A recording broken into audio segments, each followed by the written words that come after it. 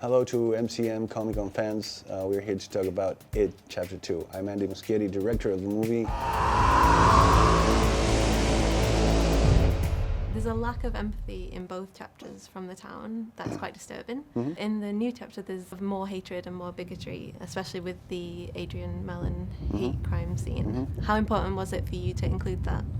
It's very important. You know, when Stephen King wrote it, he based the Adrian Mellon sequence on a real event, which was the murder of Charlie Howard in 1984. Especially because he was writing about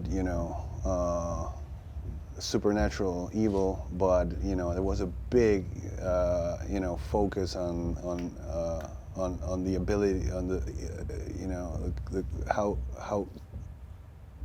capable of doing harm that us as humans in a community are. Cruelty, bigotry, homophobia.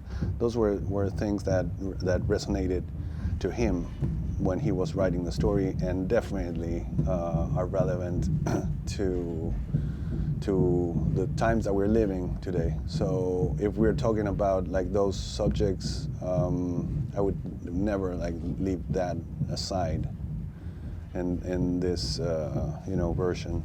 On top of all of those dark themes, there's also a lot of heart to the movie, and it's also a very funny film.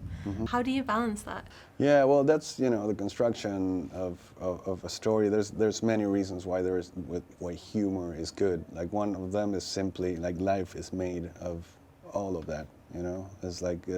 Life is made of love and pain, and humor and horror in equal parts sometimes, and Stephen King knows this very well. And growing up, reading it and reading the rest of Stephen King's work, I sort of learned storytelling from him, and combining all these tones and different elements, if you will, is part of a good storytelling in my world. That's why it's important. Yeah. And also, humor makes you connect as an audience faster with the characters, through emotions.